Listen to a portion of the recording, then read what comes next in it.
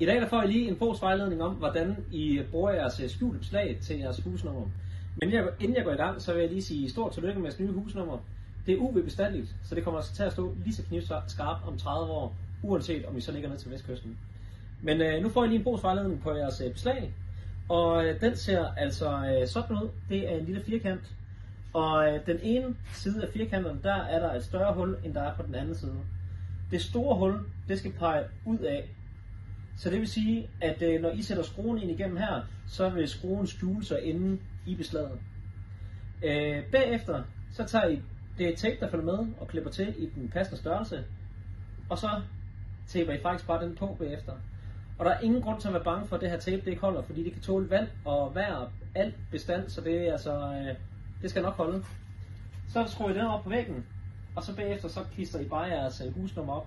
Og så sørger I for at give et ordentligt tryk, så I er sikre på, at den har klippet sig ordentligt fast til klæbebuden bagefter.